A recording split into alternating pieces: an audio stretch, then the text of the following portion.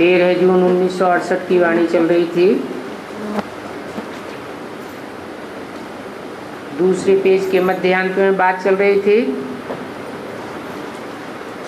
भारत का ही all-round part है। भारत के अलावा और कोई खंड को नहीं कहेंगे कि इस सृष्टि पर ऑलराउंड पार्ट है।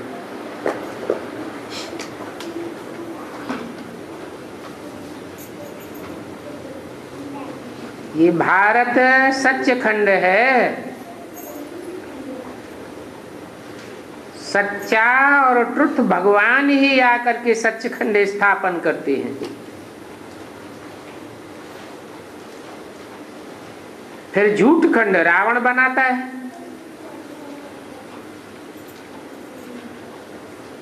झूठ खंड बनता है तो सच की रत्ती नहीं रहती। इसीलिए गुरु भी सच्चे नहीं मिलते।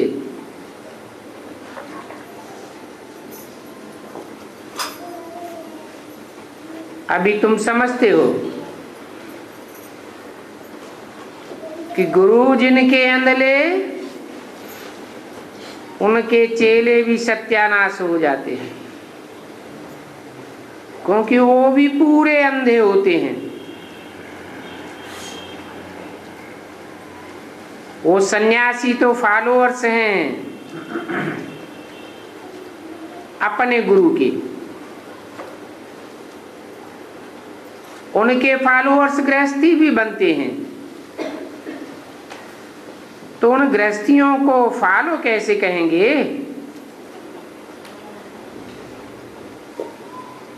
गुरु को फॉलो करने वाले तो हुए नहीं, क्योंकि वो सन्यासी गुरु तो कफनी पहनते हैं और उनके फॉलोअर्स गृहस्थी तो कफनी नहीं पहनते।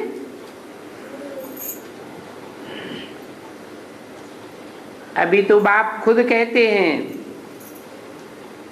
बच्चे पवित्र बनो और दैवी गुण धारण करो, क्योंकि तुमको अभी देवता बनना है तो दैवी गुण धारण करना पड़े। ये सन्यासी कोई संपूर्ण निर्विकारी थोड़े ही है। संपूर्ण निर्विकारी तो उन्हें कहा जाता है जिनके मनसा के संकल्प भी निर्विकारी हो, वाचा भी निर्विकारी हो और कर्मेंद्रियों के कर्म भी निर्विकारी हो।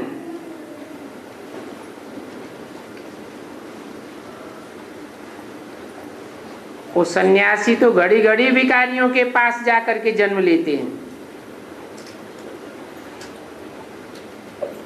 कई सन्यासी बाल ब्रह्मचारी भी होते हैं और ऐसे बाल ब्रह्मचारी तो बहुत ही हैं, विलायत में भी बहुत होते हैं। फिर बूढ़े होते हैं तो शादी कर लेते हैं संभाल के लिए, उनके लिए धन छोड़ करके जाते हैं, बाकी धन धर्माऊ कर देते हैं।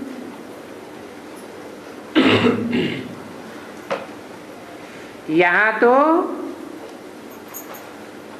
उनका बच्चों में बहुत मोह है, ममत्व बहुत है। जांच रखते हैं हमारे बच्चे पिछाड़ी में ठीक चलाते हैं या नहीं।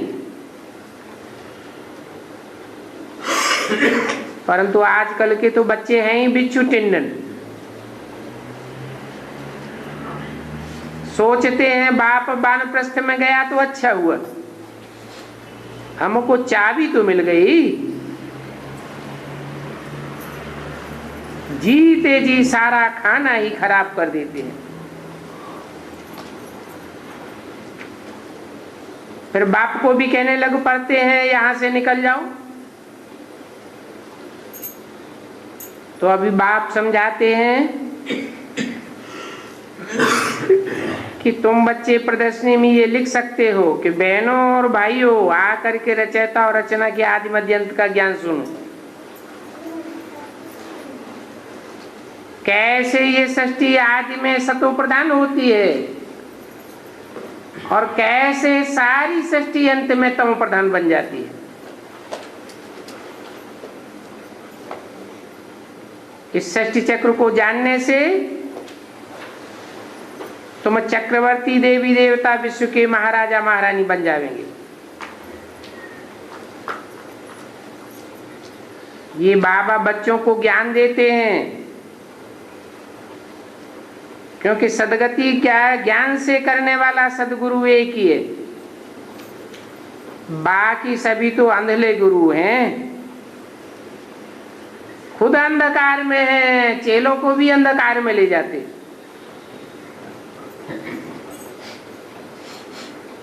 सत्युग त्रेता में तो गुरु की दरकार ही नहीं रहती है, क्योंकि 21 जन्मों के लिए तुमको सदगति मिल जाती है। फिर आधा कल्प के बाद गुरु मिलते हैं।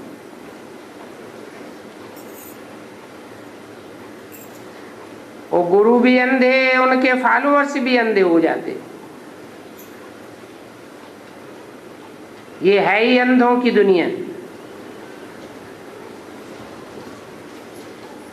इन अंधे गुरुओं से तुम्हारी भी सत्यानाश हुई है ना। ये बाबा भी कहते हैं हमने 12 गुरु किए, तो सत्यानाश होकर तमो प्रधान बन पड़े। अभी बाप कहते हैं ये बहुत जन्मों के अंत का जन्म है।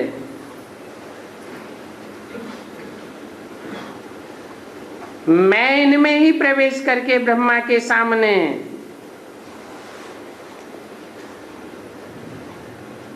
तुम बच्चों के सामने हूं।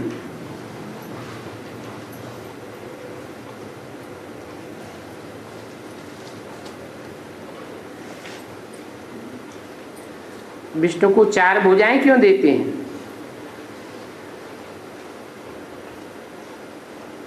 उन 4 भुजाओं में 2 हैं मेल की भुजाएं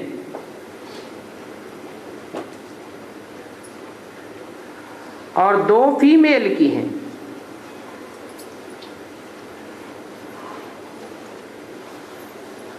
भुजा सहयोगी को कहा जाता है। तो 4 आत्माएं हैं जिनके स्वभाव संस्कार का कॉम्बिनेशन होता है। 2 मेल के रूप में स्वभाव संस्कार और 2 फीमेल के रूप में। बाकी यहाँ वाला कोई मनुष्य ऐसा थोड़ा ही होता है 4 भुजा वाला। ये तो समझाने के लिए है। विष्णु अर्थात 2 लक्ष्मी नारायण, 2 भुजा उनकी और 2 भुजा उनकी। ब्रह्मा को भी दिखाते हैं 2 भुजा ब्रह्मा की, 2 भुजा सरस्वती। तो दोनों ही बेहद की भुजाएं हो गई। ऐसे नहीं कि सन्यास करके कोई दूसरी जगह चले जाना है, नहीं। बाप कहते हैं गृहस्थ व्यवहार में रहते इस नरक का बुद्धि से त्याग कर दो। इस नरक को भूल जाओ, स्वर्ग को याद करो। नरक को पुरानी दुनिया कहा जाता है और स्वर्ग को नई दुनिया कहा जाता है।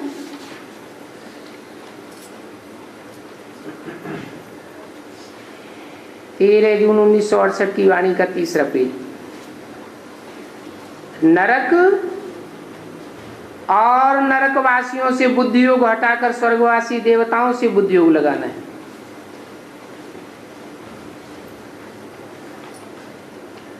अभी तो सब ही नरकवासी हैं,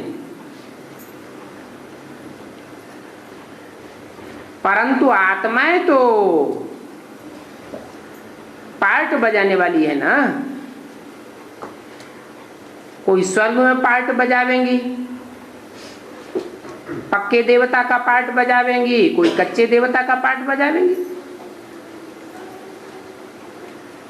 तुम्हारा बुद्धि योग रहना चाहिए पक्के ब्राह्मण सो पक्के देवताओं के साथ। तो देवात्माएं भी हैं और आसुरी धर्म में कन्वर्ट होने वाले भी हैं।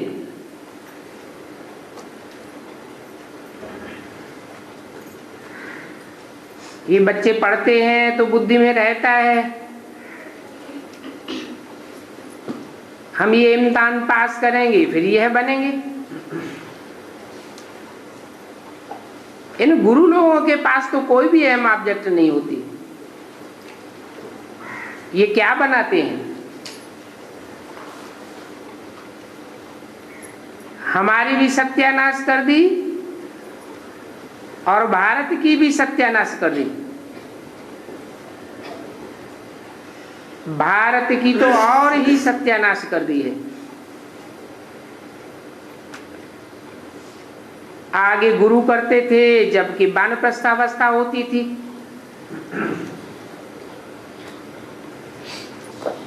अभी बाप कहते हैं मैं भी उनकी वानप्रस्थावस्था में प्रवेश करता हूं।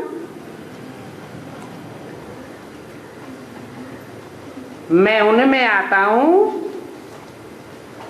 जो बहुत जन्मों के अंतिम जन्म में है।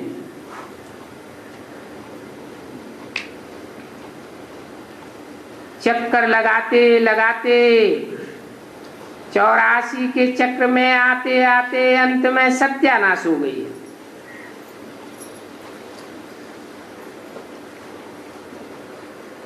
अंधे ऐसे बल पड़े हैं जो कुछ भी समझते थोड़े ही हैं और ही बोलने लग पड़ते हैं।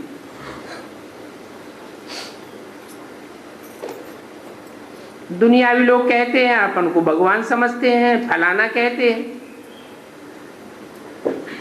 अरे इन चित्रों में तो साफ लिखा हुआ है भगवानवाच। मैं बहुत जन्मों के अंत वाले जन्म में ही प्रवेश करता हूं। ऐसों में प्रवेश करता हूं जिन्होंने शुरू से लेकर के अंत तक पाठ बजाया है।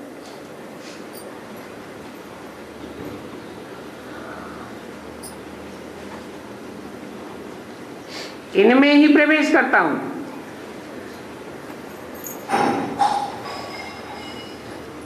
और इसको फिर पहले नंबर में आना है। कहते भी हैं ब्रह्मा सो विष्णु, विष्णु सो ब्रह्मा। जो आदि है सो अंत, जो अंत ब्रह्मा है सो आदि विष्णु। ब्रह्मा को भी 4 भुजाएं देते हैं और विष्णु को भी 4 भुजाएं देते हैं। हिसाब भी है। जो ब्रह्मा सरस्वती सो लक्ष्मी नारायण, फिर लक्ष्मी नारायण सो ब्रह्मा सरस्वती बनते हैं। तुम झट ये हिसाब बतलाते हो। विष्णु अर्थात ये लक्ष्मी नारायण 84 जन्म लेते लेते फिर आकर के ये साधारण ब्रह्मा साधारण रूप में सरस्वती बनते हैं। इनका नाम भी बाद में बाबा ने ब्रह्मा रखा है।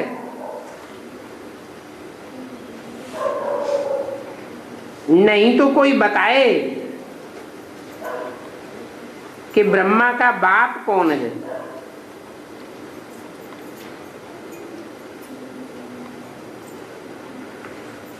तुमसे पूछेंगे तो तुम कहेंगे जरूर कि ब्रह्मा का बाप शिव बाबा।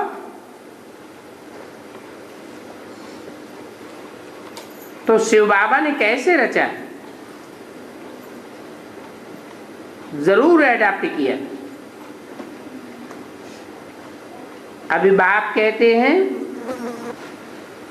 मैं इनमें प्रवेश करता हूं, तो सिद्ध हो गया ना। लिखना भी चाहिए शिव भगवानुवाद। मैं ब्रह्मा में प्रवेश करता हूं, जो अपने जन्मों को नहीं जानते हैं। बहुत जन्मों के अंत के भी अंत में मैं प्रवेश करता हूं।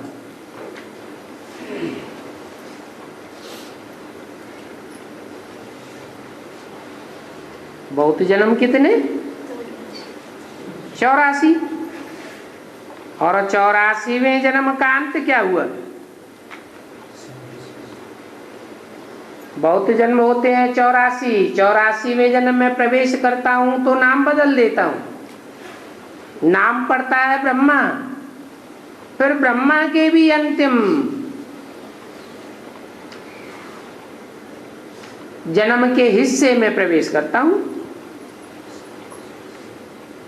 वो भी जब वानप्रस्थ अवस्था होती है तब आता हूं।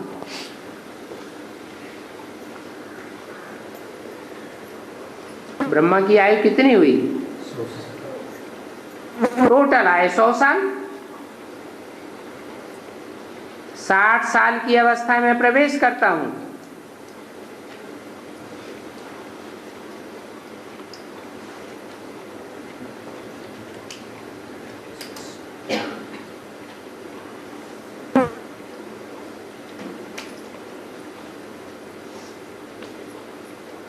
तो कौन सा वर्ष हुआ?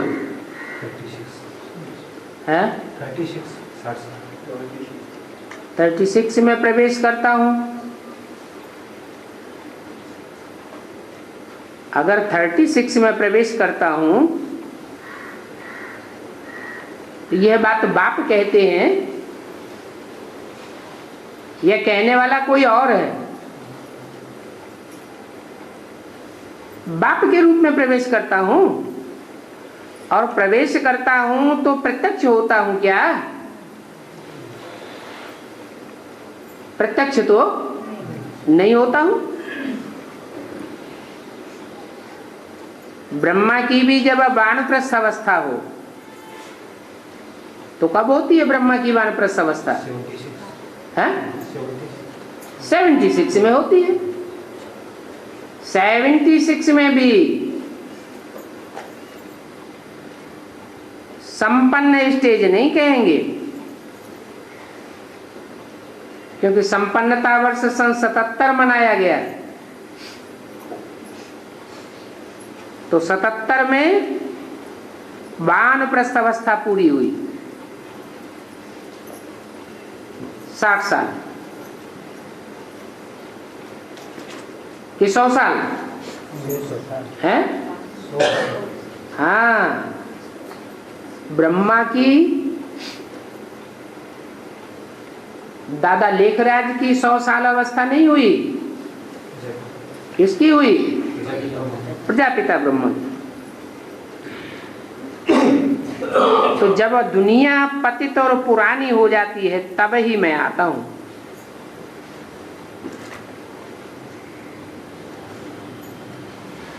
कौन सी दुनिया पतित और पुरानी हो जाती है?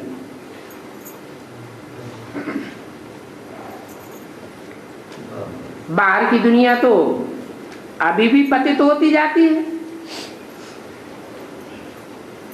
ब्राह्मणों की दुनिया भी पतित और पुरानी हो जाती है। जो ब्राह्मण सो देवता बनते हैं। तो कितना सहज बतलाता हूं। गायन भी है, धृतराष्ट्र की औलाद अंधे।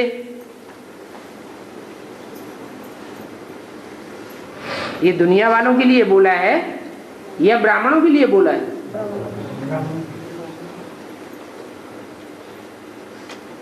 दुनिया वालों में तो कौरव पांडव यादव होने की बात ही नहीं। तीनों सेनाओं के बीच में भगवान ने गीता ज्ञान सुनाया था। दुनिया वाले तो जानते भी नहीं है। तो बात किनकी है? ब्राह्मणों की दुनिया की बात है। ब्राह्मणों की दुनिया में धृतराष्ट्र भी हैं और उनके बच्चे कौरव भी हैं। ब्राह्मणों की दुनिया में पांडु भी है, पंडा, सच्चा रास्ता बताने वाला,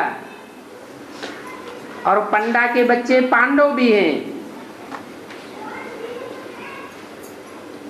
यहाँ विदेशी यादव भी हैं।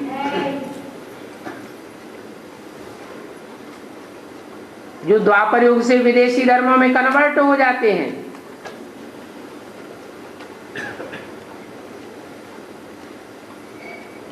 तो धृतराष्ट्र के लिए बोला कि धृतराष्ट्र के बच्चे अंधे की औलाद अंधे, इनके राज्य में भारत की कितनी सत्यानाश हो गई है। अब बताओ, इन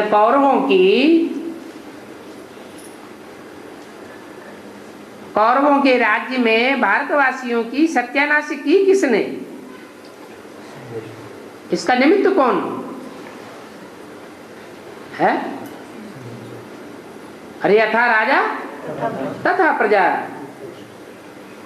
राजा अंधा होगा तो सारी प्रजा भी अंधी हो जाती है। कितनी सत्यानाश हो जाती है। जरूर कहेंगे इन गुरुओं ने सत्यानाश की है। आगे 60 वर्ष में गुरु करते थे,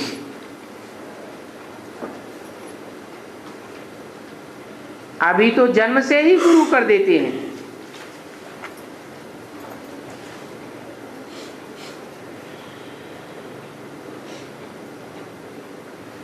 ये भी शूटिंग कहाँ होती है? कैसे?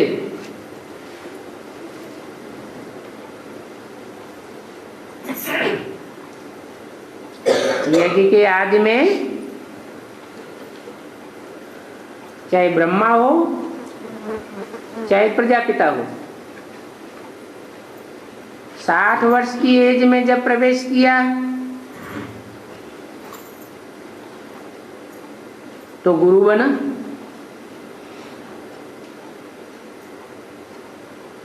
अभी तो एडवांस में छोटे छोटे बच्चे भी आ जाते हैं। ज्ञान पूरा बुद्धि में बैठा हुआ नहीं है, बेसिक नॉलेज का। आए तो 60 साल नहीं होती है।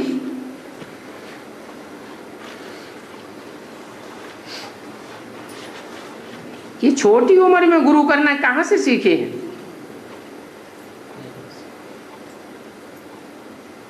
विदेशों में छोटे छोटे नौजवान बच्चे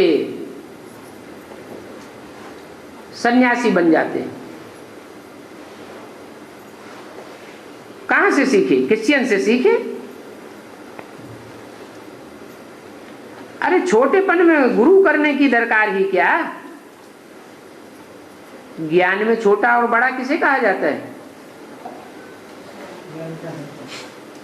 जो ज्ञान में कम होशियार वो छोटा, और ज्ञान में ज्यादा होशियार है तो कहेंगे बड़ा।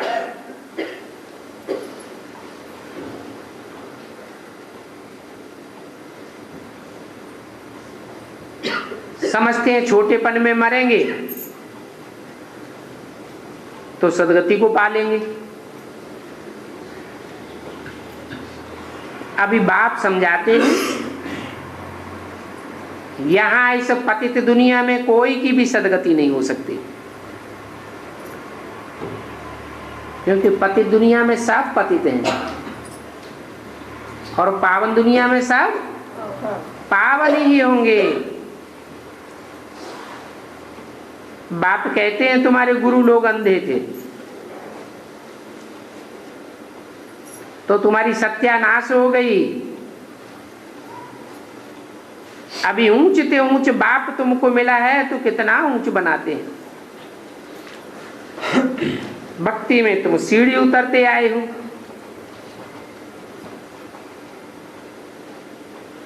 है ही रावण राज्य उतरने का मार्ग।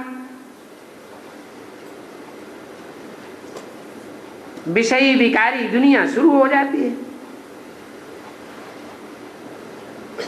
इस विषयी विकारी दुनिया में गुरु तो सभी ने किए। ये खुद भी कहते हैं हमने बहुत गुरु किए।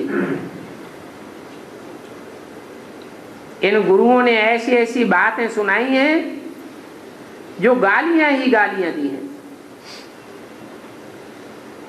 भगवान जो सभी की सदगति करते हैं उनको भी गालियां दे दी।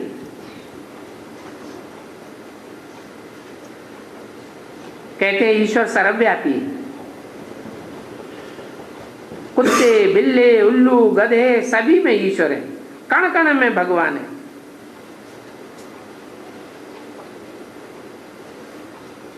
पेट ही नहीं भरता।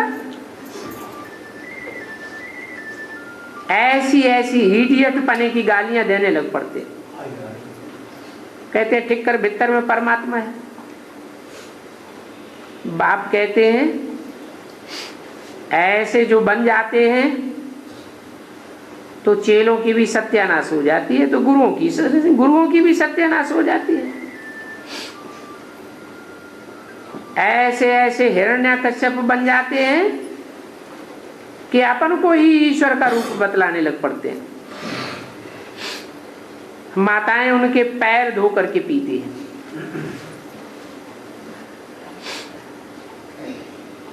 अभी भी देखो बाप आकर इतना ज्ञान सुनाते हैं तो भी गुरुओं का पीछा नहीं छोड़ती।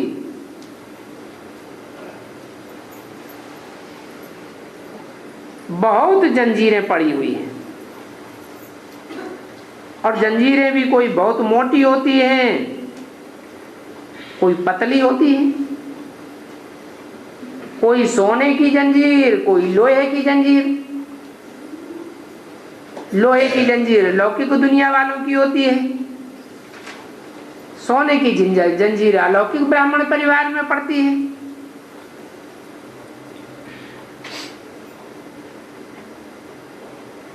जब कोई भारी चीज उठानी होती है तो कितनी मोटी जंजीर उठाते हैं, मजबूत। इनमें भी ऐसे हैं, कोई तो आकर के तुम्हारा सुनेंगे और अच्छी रीति पढ़ेंगे, कोई नहीं समझते हैं तो ध्यान नहीं देते, एक कान से सुनते हैं दूसरे कान से निकाल देते। नंबरवार माला के दाने बनने हैं। वारसदारों की भी माला बनती है। प्रजावर्ग में जाते हैं उनकी भी माला है नंबरवार। एक जैसे तो हो नहीं सकते।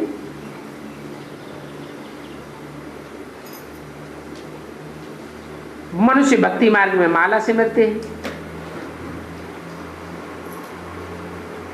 अब माला का सिमरण स्मरण क्यों करते हैं?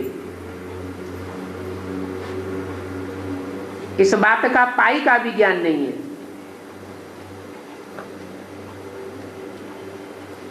पूछो क्यों करते हो तो कहेंगे गुरु ने कहा है माला फेरते रहो। बस राम राम की धुन लगा देते हैं, जैसे कि कोई बाजा बजता हो। आवाज बड़ा मीठा लगता है। भक्ति मार्ग में जहां देखो वहां आवाज ही आवाज।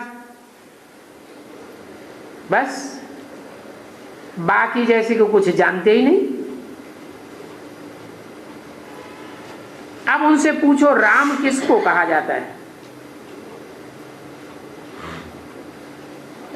वो राम कब आते हैं?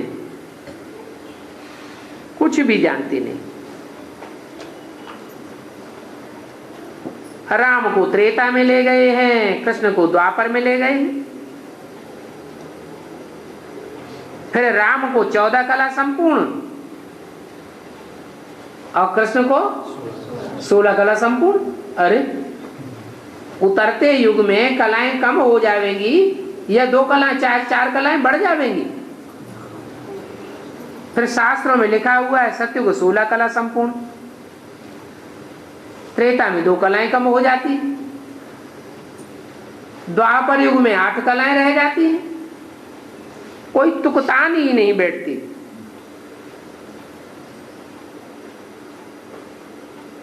ये सब चरियाई किसने सिखाई? जरूर कहेंगे उन गुरुओं ने सिखाई। अरे कृष्ण ने गीता द्वापर में सुनाई तो फिर उसका रिजल्ट क्या हुआ? गीता ज्ञान से तो सदगति होनी चाहिए।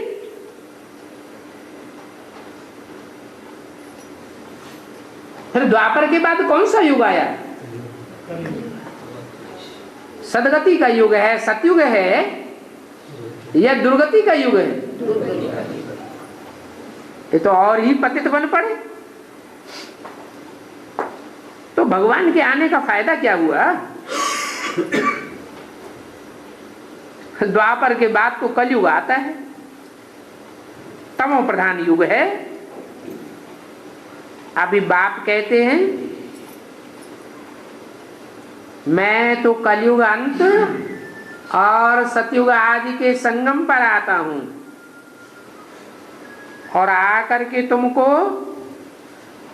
कलयुग अंत में तमो प्रधान जो बन पड़ते हैं उनको सतो प्रधान बनाता हूं, सतयुग में भेज देता हूं। अब सोचो पहले तुम कितने अंधश्रद्धालु बन पड़े थे।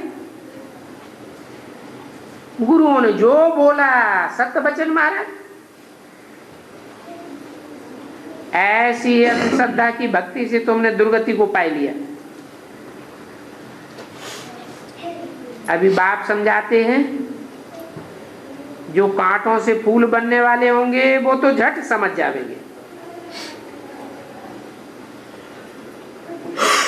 क्या कहा है? कांटों से फूल बनने वाले होंगे तो झट समझ जाएंगे। अच्छा, और जो कांटों से फूल बनने वाले ना हो नंबर बार फूल ही हो। सब तो कांटे नहीं होते, कोई फूल भी तो होते हैं।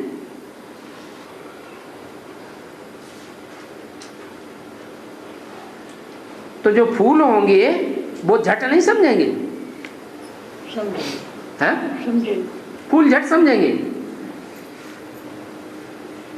अच्छा, विजय माला वालों को फूल कहेंगे या कांटे कहेंगे? हैं? कांटे कहेंगे।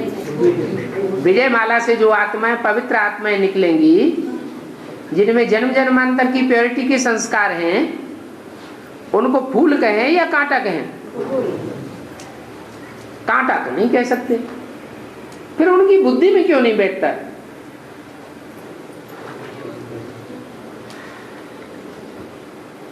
क्योंकि बाप पतितों को ही आकर पावन बनाते हैं। तो कहेंगे ये तो बिल्कुल सत्य बात है। कोई कोई लोग अच्छी रीति समझते हैं क्योंकि तुम तो बहुत अच्छा समझाते हो। ये 84 जन्मों की कहानी भी बरोबर है। जानते हो ज्ञान का सागर तो एक ही बाप है। 13 जून 1968 की वाणी का 4था पेज। वो ज्ञान सागर बाप एक ही बार आते हैं पतित दुनिया को पावन बनाने के लिए। तो ऐसे बाप को फिर कितनी ग्लानि करते हैं, कितनी गालियां देते हैं। कच्छ अवतार, मत्स्य अवतार, परशुराम अवतार। कहते हैं परशुराम ने हिंसा करने के लिए कुल्हाड़ा उठाया, मारामारी की। अभी भगवान हिंसा करना सिखावेंगे? भगवान आकर जो अहिंसक दुनिया स्थापन करते हैं, डबल हिंसा से अहिंसा से छुड़ाते हैं, वो ऐसी हिंसा करेंगे क्या? ऐसी असत्य बातों को सत्य सत्य करते रहते, असत्य सुनते सुनते असत्य ही बन जाते हैं। अभी तुम बच्चे समझते हो, वो सत्य वचन करने का युग है भक्ति मार्ग, और ये है ज्ञान मार्ग। यहाँ तो हर बात बुद्धि से समझी जाती है और समझाई जाती है, और ज्ञान सुनाने वाला तो एक ही ज्ञान सागर है, उनकी ही महिमा गाई जाती है। देवताओं अथवा मनुष्यों की महिमा तो हो ही नहीं सकती। कोई भी देवताएं पतितों को पावन बना ही नहीं सकते, और मनुष्य गुरुओं ने तो जन्म जन्मांतर सत्यानाश किए। मनुष्य मनुष्य का उद्धार कर ही नहीं सकता।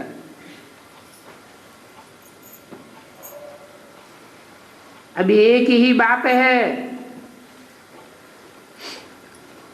जो मुकर्रर मनुष्य तन में आता है, वो मनुष्य सृष्टि का बीज है, और चैतन्य भी है। सत्य भी कहते हैं, चैतन्य भी कहते हैं। साकार में होगा तो सत्यचित आनंद स्वरूप कहा जाएगा, या बिंदी को सत्यचित आनंद कहेंगे। महिमा तो करते हैं ना, सत्यचित आनंद वो शांति का सागर है, सुख का सागर है, सभी अच्छी बातों का सागर है। वो आकर के तुम बच्चों को सभी कुछ बतलाते हैं, अपना भी परिचय देते हैं कि मैं कौन हूं। बाप का परिचय बाप के अलावा और कोई दे भी नहीं सकता। तो ये बातें दिल से लगे तब कुछ मिले। अभी तुमको तो ये बातें दिल से लग गई हैं। गुरु को कब बाबा व टीचर नहीं कहा जाता है।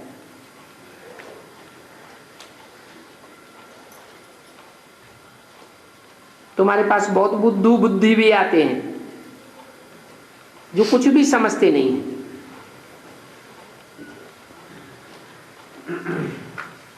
समझाया भी जाता है कि वह बेहद का बाप भी है, टीचर भी है, क्योंकि रचयिता और रचना की आदि मध्य अंत का ज्ञान देते हैं। वो सच्चा सदगुरु भी है। एक ही स्वरूप है जो नंबरवार पार्ट बजाते हैं। बाप का भी पार्ट बजाते हैं, टीचर का भी पार्ट बजाते हैं, सदगुरु भी का भी पार्ट बजाते हैं। सदगुरु बनकर के सबको शांति धाम सुख धाम ले जाते हैं। और आते कब हैं? दिन में आते हैं या रात में आते हैं? दिन में आने की उनको दरकार ही नहीं। जब ठोकरें खाते हैं तब बाप को बुलाते हैं। तो मैं रात को ही आता हूं। घोर अंधियारी रात कब होती है?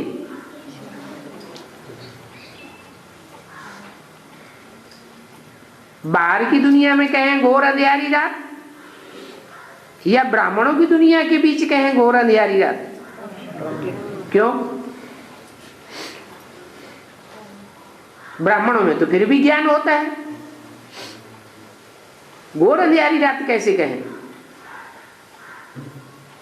सच्चा ज्ञान। इसलिए कहें कि सन 76 में भल बेसिक ज्ञान होता है। फिर भी ज्ञानी तो अपन को समझते हैं, लेकिन बाप की पहचान कोई को नहीं होती। तो कहेंगे कि ब्राह्मणों की दुनिया में भी घोर अंधेरी रात हो जाती है। यहाँ का ही गायन है, रात्रि के कौन से टाइम पर आते हैं?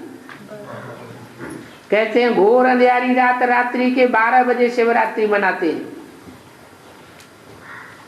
तो कौन सा टाइम हुआ ब्राह्मणों की दुनिया में? है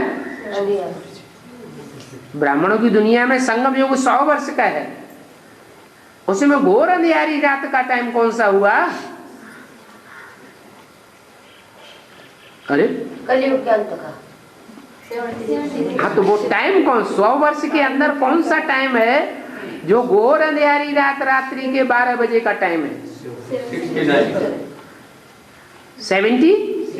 76। जबकि ब्राह्मण सो देवता बनने वाले भी घोर अंधियारी रात में आ जाते हैं। देवता वर्ग की शूटिंग होती है ना, कब पूरी होती है? 76 में देवता वर्ण की शूटिंग पूरी होती है। तो देवता जो ब्राह्मण सो बनते हैं वो भी अंधेरे में होते हैं। दुनिया वालों की तो बात ही नहीं, उनकी बात छोड़ो। तब कहा जाता है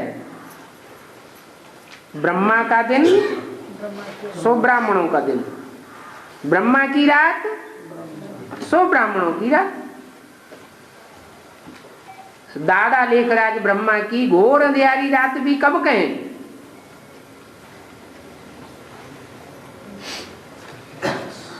है? उनके लिए अमावस्या की रात कब हुई? 76। तो चंद्रमा की लीक दिखाई जाती है जब प्रवेश करते हैं। किसको? चंद्रमा की लीक किसको दिखाते हैं? शंकर के मस्तक पर दिखाते हैं।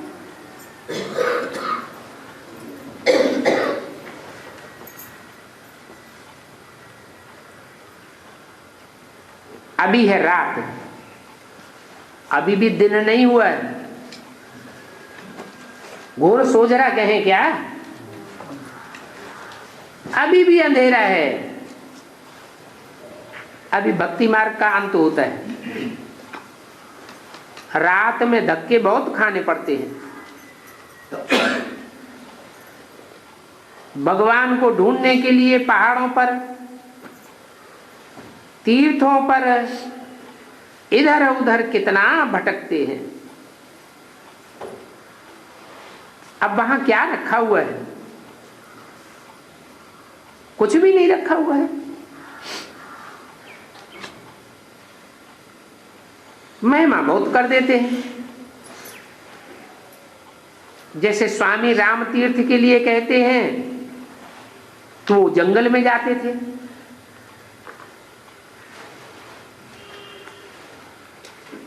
उनमें ताकत थी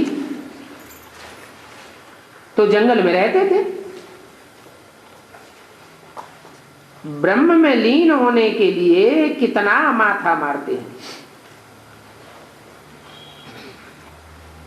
परंतु कोई भी सन्यासी उदासी ब्रह्म में लीन तो हो ही नहीं सकते।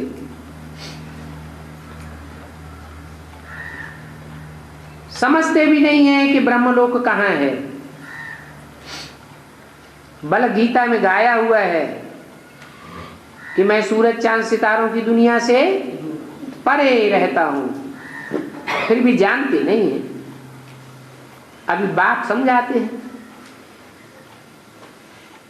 समझाते हैं कि ब्रह्म में लीन होने की तो बात ही नहीं है। ना आत्मा परमात्मा में लीन होती है, ये तो याद में लवलीन होने की बात है। उनको ये पता ही नहीं है कि जो भी एक्टर्स हैं उन सभी एक्टर्स का पार्ट अविनाशी है। अगर एक चुल्लू पानी लेकर के समुद्र में मिला दें तो पानी को अविनाशी कहेंगे? वो चुल्लू पानी वापस आ सकता है? नहीं आ सकता, उसका तो विनाश हो गया। तो कोई भी आत्माएं ब्रह्म में लीन नहीं होती हैं। 5000 वर्ष का अविनाशी पार्ट भरा हुआ है हर आत्मा में। जब आत्मा है ही अविनाशी, तो लीन होने की बात ही नहीं।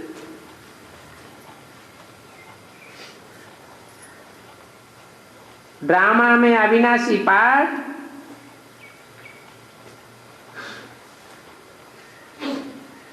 आदि से लेकर के अंत का पार्ट एक ही आत्मा में पूरा भरा हुआ है।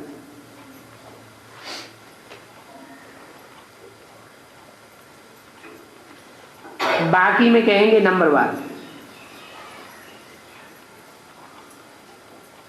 जो मनुष्य सृष्टि का बीज कहा जाता है, पूरे 84 जन्मों का पार्ट भरा हुआ है। कितनी वंडरफुल बातें हैं, ये कुदरत है। इतनी छोटी सी आत्मा, उसमें अविनाशी पार्ट, और ऐसा पार्ट भरा हुआ है अविनाशी जो कभी मिट ही नहीं सकता। कल्प कल्पांतर से पार्ट बजाते चले आए, पार्ट घिसता ही नहीं। ये बातें बाप ही सुनाते हैं कि अविनाशी चक्र फिरता ही रहता है। ऐसे नहीं कि कोई नई आत्मा बन जाती है। हाँ, आत्माओं में पार्ट भरा हुआ है जो फिर बजाते रहते हैं। 84 जन्मों के बाद फिर ये लक्ष्मी नारायण बनते हैं। तुम यहां आए ही हो फिर से लक्ष्मी नारायण बनने के लिए, तो जरूर हिस्ट्री ज्योग्राफी रिपीट होगी। 5000 वर्ष की हिस्ट्री। कि क्राइस्ट, बुद्ध आदि इन सभी ने अपने अपने समय पर जन्म लिया, फिर से अपने अपने समय पर आवेंगे। ये बेहद का ज्ञान है जो बाप ही समझाते हैं। पहले पहले मुख्य पार्टदारी है ये लक्ष्मी नारायण। उनको कहेंगे लक्ष्मी नारायण दी फर्स्ट। उस समय प्रजा भी बहुत थोड़ी होती है। फिर बड्डी को गाते रहते हैं।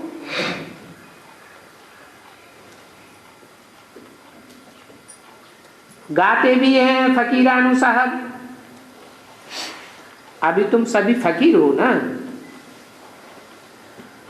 फिर साहबजादे बन जाते हो। अभी तुम्हारे पास कुछ भी नहीं है,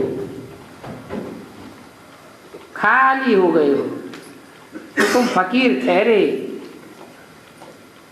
उन फकीरों के पास तो 5000 10,000 निकल भी आते हैं। जब जांच होती है तो पता लगता है तुम तो पूरे फकीर, और पूरे फकीर से पूरे अमीर बन जाते हो।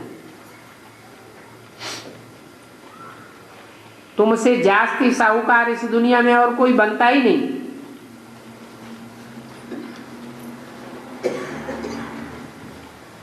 तो अभी ब्राह्मणों की दुनिया में जो पूरे फकीर नहीं बनते हैं वो पूरे अमीर भी नहीं बनते हैं। जितना जितना फकीर बनते जाएंगे उतने फिर अमीर भी बनेंगे। गायन भी है बेगर टू प्रिंस। परंतु बाप कहते हैं हम तुम्हारी मिल्कियत को क्या करूंगा, हम कोई परमधाम में ले जाऊंगा क्या?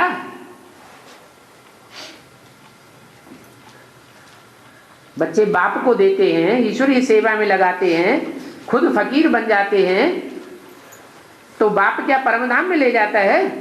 क्या करता है? बच्चों का धन बच्चों की सेवा में ही लगाते हैं, तुमको ही ट्रस्टी बनाते हैं। फिर जो सच्चे ट्रस्टी होते हैं उनके दिल में रहता है ये सभी कुछ ईश्वर ने दिया है, ईश्वर का है, ईश्वर ने ही दिया, और अगर परीक्षा के टाइम पर ईश्वर ने ही ले लिया तो दुखी होना चाहिए या सुखी होना चाहिए? है, जिसकी चीज उसने ले ली तो फिर शोर क्यों मचाते हो?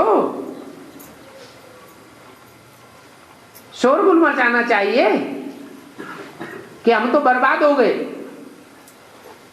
अरे तुम्हारा था ही नहीं तो बर्बाद कौन हो गया? तुम तो पहले ही फकीर हो चुके थे। फकीर से अमीर बाप आकर बनाते। आज गुरुवार है,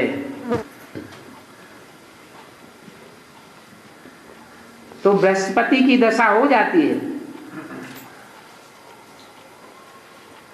ये बृहस्पति की दशा है ऊंचते ऊंच।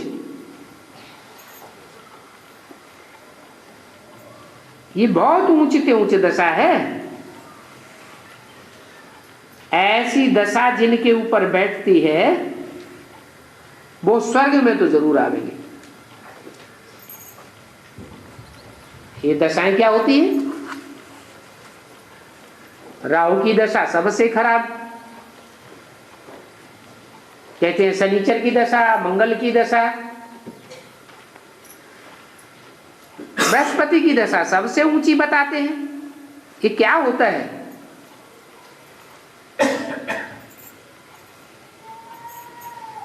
नवग्रह गाए जाते हैं, जिसकी परछाया में आ जाते हैं, जिसके प्रभाव में आ जाते हैं, उसकी दशा बैठ जाती है। किसी से प्रभावित होना माना उनकी दशा में आ जाना, उनकी प्रजा बन जाना। तो जो बृहस्पति की दशा में आते हैं, बृहस्पति के प्रभाव में आते हैं, वो जरूर स्वर्ग में आवेंगे। और स्वर्ग भी कम कला में आवेंगे या 16 कला संपूर्ण स्वर्ग में आवेंगे? 16 कला संपूर्ण स्वर्ग में आवेंगे। जो थोड़ा भी ज्ञान सुनते हैं वो स्वर्ग में जरूर आवेंगे। किससे? हैं? बृहस्पति से। बृहस्पति की दशा की बात हो रही है ना। बच्चों को ऐसे रेस करनी चाहिए, देखना चाहिए हम किसकी दशा में बैठे हैं। आप सामान भी बनाते जाना है, सर्विस करते जाओ। जो सबसे बुल बच्चे हैं अच्छे अच्छे, उनके साथ पुरुषार्थ में रेस करो। मंदिरों में जाकर के सर्विस करो। तुम पैगंबर हो ना।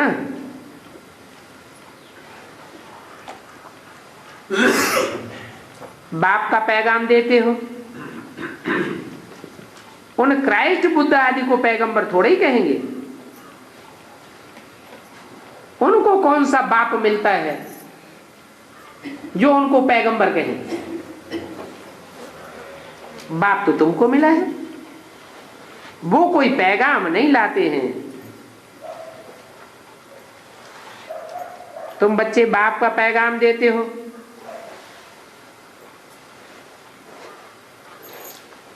बाप जो तुमको सुनाते हैं वो तुम सभी को सुनाते हो। बोलो। बाप कहते हैं कि तुम आत्मा हो। अभी तमो प्रधान आत्मा से सतो प्रधान आत्मा बनने के लिए मुझे याद करो, क्योंकि मैं ऐसी आत्मा हूं जो कभी तमो प्रधान नहीं बनता, न रजो प्रधान न सतो सामान्य। सदैव क्या हूं? सदैव सत्य ही सत्य। तो सत्य बाप को याद करना चाहिए, तो तुम्हारे पाप भस्म हो जाएंगे।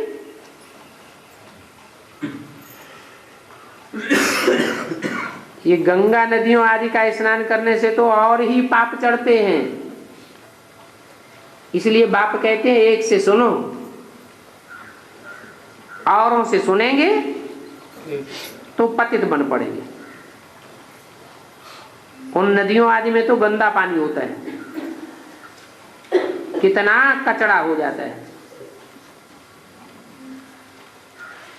उन नदियों में जानवर भी ढेर रहते हैं, उनका भी कीचड़ा पड़ता रहता है। ह्यूमन जानवर, कौन से जानवरों की बात होगी? चैतन्य नदियां होंगी तो चैतन्य नदियों में ह्यूमन, नदियों में ह्यूमन जानवर होते हैं, उनको फिर पतित पावनी कहते हो। इतने अंधे बन गए। अभी बाप समझाते हैं तो बुद्धि में बैठना चाहिए। अच्छा, ओम शांति।